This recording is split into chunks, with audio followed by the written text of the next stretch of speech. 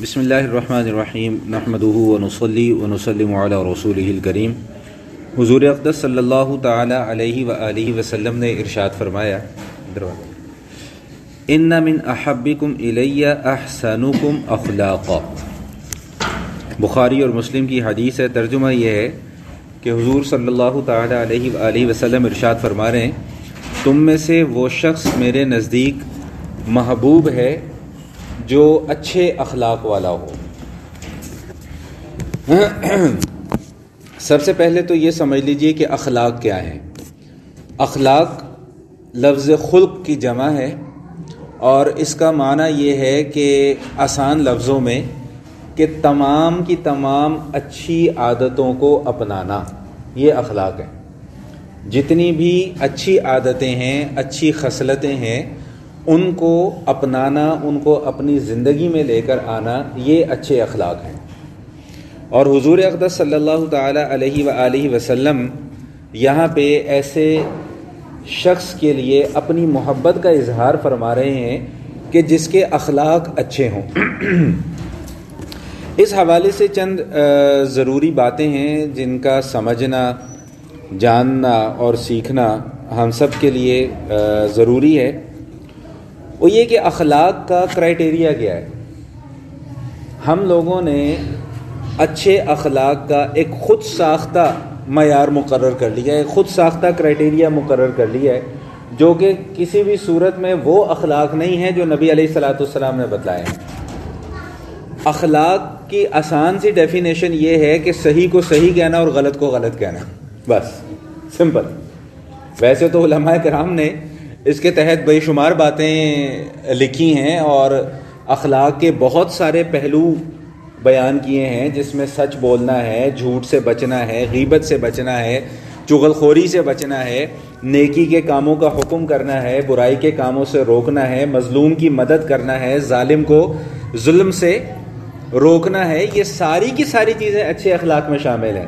اور ہم نے اچھا اخلاق صرف کس چیز کو سمجھ لیا ہے کہ جو بندہ من کرتا ہو، جو بندہ جھک جھک کے سلام کرتا ہو، جو بندہ ظاہری طور پر اپنا ظاہر کچھ اور بنا کر پیش کرتا ہو، جو حقیقت میں منافقت ہے، ہم نے اچھے اخلاق ان چیزوں کو سمجھ لیا ہوا ہے۔ ایک آدمی جھوٹ بولتا ہے، ہمیں اس کا جھوٹ برا نہیں لگتا، لیکن اس کا مسکرا کے ملنا اچھا لگتا ہے، حالانکہ ہمیں پتہ ہے کہ یہ خوشامد کر رہا ہے، یہ چاپلوسی کر رہا ہے۔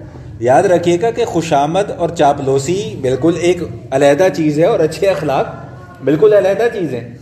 ہم غیبت کرنے والے کو برائی نہیں سمجھتے، ہم جھوٹ بولنے والے کو برائی نہیں سمجھتے، ہم دھوکہ دینے والے کو برائی نہیں سمجھتے، ہم ظلم کرنے والے کو برا نہیں سمجھتے، غلط نہیں کہتے، ہم غلط کو غلط نہیں کہتے، ہم چور کو چور نہیں کہتے، ہم ڈاکو کو ڈاکو نہیں کہتے، صرف اس بنیاد پر اس کی تعریف کرتے ہیں کہ جی جب ہم جاتے ہیں تو ملتا بڑے اچھے طریقے سے۔ بھائی وہ بھی اخلاق کا ایک حصہ ہے، اچھے طریقے سے ملنا۔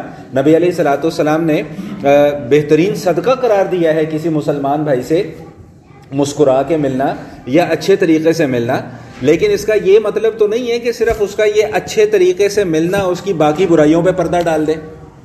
باقی برائیاں تو اپنی جگہ پر موجود ہیں۔ حضور اقدس صلی اللہ تعالی علیہ وآلہ وسلم کی جب ہم تعلیمات کا مطالعہ کرتے ہیں تو جہاں ہمیں حضور اقدس صلی اللہ تعالی علیہ وآلہ وسلم کی مبارک سیرت میں بہت عمدہ اور بہت اچھے اخلاق ملتے ہیں، قرآن خود یہ کہتا ہے کہ انک لعلی خلق عظیم، تو قرآن نے صرف حضور کے مسکرانے کو تو اچھا اخلاق نہیں کہا، حضور نے تو چور کا ہاتھ بھی کاٹا ہے، قرآن تو اس کو بھی اچھے اخلاق کہہ رہا ہے، حضور نے تو زنا کرنے والے کو سنسار بھی کیا ہے۔ یعنی جہاں پر اللہ کا حکم نافذ کرنا ضروری ہے وہاں پر اللہ کا حکم نافذ بھی کیا ہے۔ سیدہ عائشہ صدیقہ رضی اللہ تعالیٰ عنہ فرماتی ہیں کہ نبی پاک صلی اللہ تعالیٰ علیہ وآلہ وسلم نے مفہوم حدیث شریف کا کہ اپنی ذات کے لیے کبھی کسی سے بدلہ نہیں لیا، لیکن جہاں اللہ کا حکم ٹوٹ رہا ہو وہاں پر چھوڑا نہیں کسی کو۔ غزوہ بدر میں کافروں کے مقابلے میں آ کے کھڑے ہو گئے۔ اگر اخلاق کی ہم وہ ڈیفینیشن اپنا لیں جو ہم لوگوں نے بنائی ہوئی ہے کہ جی بس محبت محبت محبت، رواداری رواداری، اگلا چاہے گردن پہ چھری پھیر کے چلا جائے، نہیں جی ہم تو محبت کرتے ہیں، دین کے دشمن کو ہم گلے سے لگا رہے ہیں، اسلام کے دشمن کو ہم گلے سے لگا رہے ہیں، ان سے اچھا سلوک کرنا ایک علیحدہ چیز ہے۔ دیکھیے سمجھیے اس بات کو، بار بار ہم نے خلط مل کر دیا ہوا ہے ساری چیزوں کو آپس میں۔ کافر کے ساتھ، غیر مسلم کے ساتھ اچھا سلوک کرنا، اچھا برتاؤ کرنا یہ ہمارے دین کی تعلیم ہے، لیکن جہاں پر کافر دین کے مقابلے میں آ کر کھڑا ہو جائے وہاں پر پھر دین اچھے سلوک کی تعلیم نہیں دیتا، وہاں کہتا ہے پھر اس کی گردن اتارو جا کے۔ بات سمجھ میں آ رہی ہے کہ نہیں آ رہی ہے؟ تو بالکل اسی طرح یہی حال ہمارے معاشرے کے اندر بھی ہمیں اختیار کرنے اور اپنانے کی ضرورت ہے کہ جہاں تک اچھے اخلاق کی ایک حد ہے اس حد تک اچھے اخلاق کو اختیار کرنے کا حکم ہے، لیکن اگر کوئی آدمی ظلم کرتا ہے، کوئی آدمی زیادتی کرتا ہے، کوئی آدمی جبر کرتا ہے تو اس کو ظالم نہ کہنا یہ کوئی اچھے اخلاق نہیں ہوں گے، پھر وہاں پر اس کے ظلم کو روکنا اچھے اخلاق ہیں۔ اب وہ روکنا چاہے زبان سے ہو، چاہے ہاتھ سے ہو، چاہے کم از کم دل کے اندر برا جانا جائے، جیسا کہ میں حدیث پہلے بھی کسی درس میں آپ کے سامنے سنا کر آیا ہوں کہ نبی پاک صلی اللہ تعالی علیہ وآلہ وسلم نے ارشاد فرمایا کہ من رأى منکم منکرا فلیغیرہ بیدہ، کہ اگر کوئی غلط کام ہوتے ہوئے دیکھو، کوئی خلاف شریعت کام ہوتے ہوئے دیکھو تو اگر تمہارے پاس قوت ہے تو ہاتھ سے روکو، فإن لم یستطع فبلسانہ، اگر ہاتھ سے روکنے کا اختیار اور قوت نہیں ہے تو پھر زبان سے وہاں پر اظہار کرو کہ بھئی یہ کام غلط ہو رہا ہے، فإن لم یستطع فبقلبہ، اور اگر زبان سے بھی بولنے کا اختیار نہیں ہے تو پھر دل میں برائی کو برا ضرور سمجھو، وذالک اضعف الایمان، اور یہ ایمان کا سب سے کمزور اور سب سے نچلا درجہ ہے۔ یعنی کہ اگر کوئی خدا نہ خواستہ برائی کو برائی بھی نہیں سمجھتا تو پھر یہ سمجھ لے کہ اس کے اندر پھر ایمان باقی نہیں رہتا، پھر باقی تو برائی کو برا نہ کہنا یہ اچھے اخلاق نہیں ہے، گناہ کو گناہ نہ سمجھنا یہ کوئی اچھے اخلاق نہیں ہے۔ ہمارے یہاں اخلاق کا معیار ہی بالکل ہم لوگوں نے علیحدہ ہی ایک اپنی 1.5 اینٹ کی مسجد بنا لی ہے کہ جی اخلاق بس محبت، سب کو گلے لگاؤ، سب بھائی گلے لگاؤ، یقیناً لگاؤ، لیکن اگر کوئی دین کا دشمن تمہارے سامنے آ جائے تو اسے بھی گلے لگاؤ گے، اس کے ساتھ اچھا سلوک کرو، اسے کھلاؤ پلاؤ، دین کی دعوت دو، لیکن اس کا یہ مطلب ہرگز نہیں ہے اچھے اخلاق کا کہ اسے سر پہ بٹھا کے رکھو۔ حضور اقدس صلی اللہ تعالی علیہ وآلہ وسلم نے جہاں پر نیک اعمال کی فضیلتیں بیان کی ہیں وہیں پر اللہ تعالیٰ نے برے اخلاق کی مذمت کو بھی بیان کی ہے۔ ہمارے معاشرے کے اندر ان برائیوں کو برائی نہیں سمجھا جاتا جن برائیوں کو نبی علیہ الصلوۃ والسلام نے برائی قرار دی ہے، جیسا کہ میں نے اس کی چند ایک مثالیں آپ کے سامنے پیش کی کہ ایک آدمی غیبت کر رہا ہے، اب اس موقع پہ اس کی غیبت کو سننا یہ خوش اخلاقی نہیں ہے کہ جی میں تو رواداری میں اس کی باتیں سن رہا ہوں، میں تو محبت میں اس کو غیبت سے روکنا خوش اخلاقی ہے۔ سمجھ میں آ گئی بات؟ صرف چاپلوسی اور خوشامد کرنا یہ خوش اخلاقی نہیں ہے۔ ہر جگہ پر یہ مسکرانے والا فارمولہ نہیں چلتا ہوتا، بعض جگہوں پر غصے کا اظہار بھی کرنا پڑتا ہے۔ اب میرا بچہ اگر کوئی غلط کام کرے اور میں اسے کہوں کہ نہیں نہیں نہیں نہیں نہیں نہیں یہ ایسے نہیں ہوگا، یہ ویسے نہیں ہوگا، یہ آپ اس کو خوش اخلاقی کہیں گے؟ آپ تو اس کی تربیت ہی نہیں کر رہے۔ تربیت کے لیے ڈانٹنا بھی پڑتا ہے، سختی بھی کرنی پڑتی ہے۔ تو جو کام ہمارے ذمے شریعت نے لگائے ہیں، میں اخلاق کی تھوڑی سی ایک علیحدہ سی ڈیفینیشن آپ کے سامنے پیش کر رہا ہوں کہ جو ذمہ داریاں شریعت نے ہمارے اوپر لگائی ہیں ان ذمہ داریوں کو نبھانا یہ اچھے اخلاق ہے۔ اب ان ذمہ داریوں میں تمام رشتہ داریاں بھی آ گئیں، ان رشتوں کو نبھانا یہ اچھے اخلاق ہے۔ رشتوں کو توڑنا اچھے اخلاق نہیں ہے، رشتوں کو نبھانا اچھے اخلاق ہے۔ بیٹی کا جائیداد میں سے حصہ دبا لینا یہ اچھے اخلاق نہیں ہے کہ جی میری بہن ہے جی کوئی بات نہیں جی چلے گا جی، بہن نے معاف کر دیا مجھے۔ بھائی اس طرح معاف کرنے سے معاف نہیں ہوتا۔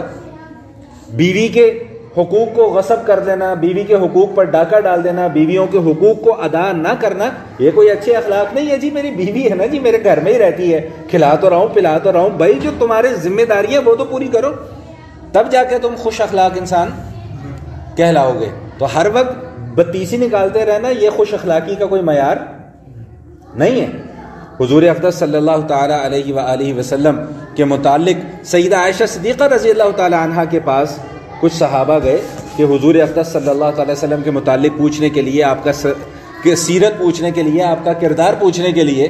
تو اما عائشہ نے کیا جواب دیا اس موقع پہ کہ کیا تم نے قرآن نہیں پڑھا؟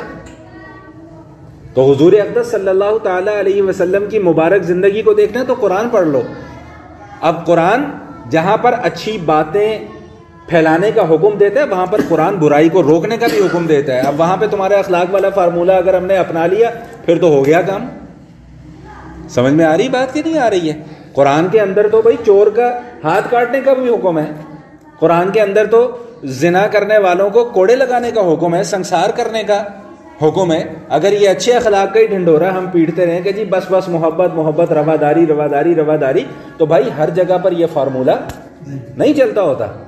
حضور اقدس صلی اللہ تعالیٰ علیہ وآلہ وسلم ارشاد فرماتے ہیں کہ بعثت لأتمم مکارم الاخلاق، کہ مجھے اچھے اخلاق کی تکمیل کرنے کے لیے بھیجا گیا ہے۔ معلوم کیا ہوا کہ تمام کے تمام انبیاء کرام اچھے اخلاق لے کر آئے، اور حضور اقدس صلی اللہ تعالیٰ علیہ وآلہ وسلم نے ہدایت اور اچھے اخلاق کو اپنے عروج پر پہنچا دیا، نقطہ عروج پر پہنچا دیا، مکمل حضور اقدس صلی اللہ تعالیٰ علیہ وآلہ وسلم نے آ کر کیا۔ تو بات سمجھ میں آ گئی کہ نہیں آ گئی ہے؟ بیویوں کے ساتھ اچھا سلوک کرنے کا نبی پاک صلی اللہ تعالیٰ علیہ وسلم نے حکم دیا ہے۔ ہم بیویوں کو جوتے کی نوک پہ رکھ کے کہتے ہیں کہ جی ہم بڑے خوش اخلاق ہیں، تو یہ خوش اخلاقی تو نہیں ہوگی۔ ان کے حقوق کو پورا کرنا ہے خوش اخلاقی ہوگی، بہنوں کے حق کو ادا کرنا یہ خوش اخلاقی ہوگی، والدین کے حقوق کو ادا کرنا یہ خوش اخلاقی ہوگی۔ ہاں، کوئی اگر تمہارے اوپر ظلم کر رہا ہے تو یاد رکھیے گا کہ ظلم کا بدلہ لینا جائز ہے، لیکن اس کو معاف کر دینا یہ خوش اخلاقی ہے۔ ٹھیک، بات سمجھ میں آ گئی؟ کوئی رشتہ توڑتا ہے تو اس سے رشتہ جوڑنا یہ خوش اخلاقی ہے، یہ نہیں کہ ہم بھی اسے رشتہ توڑ کے بیٹھ جائیں۔ آج ہمارے معاشرے کے اندر کیا ہے کہ چھوٹا سا خاندان کے اندر تھوڑی سی کوئی بات ہو جائے، ہم لوگ ایک دوسرے سے ملنا جلنا چھوڑ دیتے ہیں۔ سمجھ میں آ گئی؟ اور پھر ہم دعویٰ بھی اس بات کا کرتے ہیں کہ ہم حضور کے ماننے والے ہیں۔ حضور کی تو یہ تعلیم نہیں ہے۔ سل من قطعک، جو تم سے رشتہ توڑے تم اس سے رشتہ جوڑو جا کے، جو تمہارے اوپر ظلم کرے تم اسے، واعف عمن ظلمک، جو تمہارے اوپر ظلم کرے تم اس کو معاف کر دو، سل من قطع، جو تمہارے سے رشتہ توڑے تم اس سے جا کے رشتہ جوڑو۔ حضور اقدس صلی اللہ تعالیٰ علیہ وآلہ وسلم کی تو یہ تعلیمات ہیں، ہم کون سے اخلاق اپنے ساتھ لیے پھر رہے ہیں؟ بات سمجھ میں آ گئی کہ نہیں آ گئی؟ تو حضور اقدس صلی اللہ تعالیٰ علیہ وآلہ وسلم نے کتنا بڑا انعام ایسے شخص کو عنایت فرمایا ہے کہ جو حضور اقدس صلی اللہ تعالی وسلم کہ جو اچھے اخلاق کو اختیار کر لیتا ہے، جو اچھے اخلاق اپنا لیتا ہے، جو اپنی زندگی حضور کی زندگی کے مطابق گزار دیتا ہے۔ آسان لفظوں میں اس کو یوں سمجھ لیں، قرآن کیا بتایا کہ بھئی چلتا پھرتا قرآن ہے نبی علیہ الصلوۃ والسلام، تو جو اپنی زندگی قرآن کے متعلق ڈھال لے وہ خوش اخلاق آدمی ہے۔ بات سمجھ میں آ گئی کہ نہیں آ گئی؟ تو کیا فرماتے ہیں؟ ان من احبکم الی احسنکم اخلاقا، تم میں سے میرے نزدیک سب سے زیادہ محبوب اور سب سے زیادہ پسندیدہ شخص مجھے وہ ہے کہ جس کے اخلاق اچھے ہوں۔ اب ذرا غور کیجئے کہ ہم سب اس بات کے دعوے دار ہیں کہ نہیں کہ ہم حضور اقدس صلی اللہ علیہ وسلم سے محبت کر رہے ہیں؟ ہم سب اس بات کے دعوے دار ہیں کہ ہم حضور اقدس صلی اللہ تعالیٰ علیہ وآلہ وسلم سے محبت کرتے ہیں، اور جو نبی پاک صلی اللہ تعالیٰ علیہ وآلہ وسلم سے محبت کرتا ہے، سچی محبت، نعروں والی محبت نہیں، سچی محبت، تو اس کا انعام پھر کیا ہے؟ المرء مع من احب، کہ جو جس کے ساتھ محبت رکھے گا وہ آخرت میں اس کے ساتھ ہی ہوگا۔ تو اب ذرا اس نقطے پر بھی آئیں کہ جس سے حضور محبت رکھ رہے ہیں اس کا پھر کیا مقام ہوگا، اس کا کیا مرتبہ ہوگا، اس کی کیا شان ہوگی کہ جس سے نبی پاک صلی اللہ علیہ وسلم یہ فرما دیں کہ بھئی میں اسے محبت کرتا ہوں۔ تو حضور کی محبت اگر اپنانی ہے تو اس کے لیے پھر ہمیں اس فارمولے کے اوپر عمل کرنا پڑے گا۔ ہمیں یہاں پر پھر ان عادتوں کو اور ان خصلتوں کو اپنانا پڑے گا جن عادتوں اور خصلتوں کا اختیار کرنے کا میرا دین مجھے حکم دیتا ہے۔ ایک نقطے کی بات، ایک اصولی بات آپ کے سامنے میں عرض کر دوں، یاد رکھیے گا کہ جس وقت دین کا جو حکم آ جائے اس حکم پر عمل کرنا یہی اچھے اخلاق ہے۔ سمجھ میں آ گیا؟ جس وقت جس موقع پر دین کا جو حکم آ جائے اس کے اوپر عمل کرنا یہ اچھے اخلاق ہے۔ اگر کسی پر ظلم ہو رہا ہے، آپ کی طاقت ہے اس ظلم کو روکنے کی، تو جا کر ظلم کو روکیں، یہ اچھے اخلاق ہیں۔ اگر کوئی خدا نہ خواستہ رشوت دینا چاہ رہا ہے تو آپ رشوت سے بچ سکتے ہیں تو وہاں پر رشوت سے بچیں، یہ اچھے اخلاق ہیں۔ اگر کوئی آپ کے سامنے جھوٹ بول رہا ہے، جھوٹ بول کر گمراہ کرنا چاہتا ہے اور آپ اس جھوٹ سے بچ جاتے ہیں تو جھوٹ سے بچنا یہ اچھے اخلاق ہے۔ اگر کوئی آپ کے سامنے کسی کی غیبت کرتا ہے تو اس کو غیبت سے روکنا یہ اچھے اخلاق ہے۔ اگر کوئی آپ کے سامنے کسی کی چغل خوری کرتا ہے تو چغل خوری سے روکنا یہ اچھے اخلاق ہیں۔ سمجھ میں آ گئی؟ اچھے اخلاق وہ نہیں ہیں جو ہمارے سامنے اب بیان کیے جاتے ہیں۔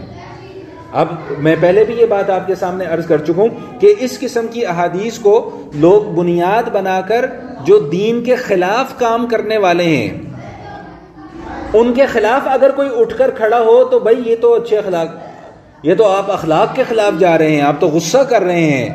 میں نے شاید پہلے کسی موقع پہ بھی یہ جملہ عرض کیا تھا کہ جس طرح بلا وجہ بے موقع غصہ کرنا یہ حرام ہے، بالکل اسی طرح جس موقع پہ غصہ کرنے کا حکم ہے وہاں پر غصہ نہ کرنا یہ ایمانی کمزوری ہے۔ دین کے خلاف ہونے والی سازشوں کا مقابلہ نہ کرنا یہ کیا ہوگا؟ ایمانی کمزوری ہوگا۔ وہاں پہ پھر یہ اچھے اخلاق والا ہمارا فارمولہ نہیں چلے گا، وہاں پہ دشمن کا مقابلہ کرنا جو ہے وہ اچھے اخلاق ہیں۔ نہیں تو حضور اقدس صلی اللہ علیہ وسلم کو کیا ضرورت پڑی تھی 313 کو اٹھا کے لے جاتے بدر کے میدان میں؟ احد میں نبی علیہ الصلوۃ والسلام کو اپنے اوپر زخم کھانے کی کیا ضرورت پیش آ گئی تھی؟ مکہ چھوڑ کر مدینہ ہجرت کرنے کی کیا ضرورت پیش آ گئی تھی؟ دین کی سربلندی کے لیے نا۔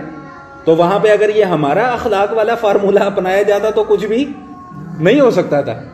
لوگ مسلمان بھی صحابہ کرام کو مارے کھانے کی کیوں ضرورت پیش آئی ہے؟ بھائی اچھے اخلاق کا اگر ہمارا ڈنڈورا پیٹا جائے تو پھر صحابہ کرام کو مار کھانے کی، ابو بکر صدیق رضی اللہ تعالیٰ عنہ نے کتنی مارے کھائی ہیں، آپ سیرت کی کتابیں اٹھا کے دیکھیں۔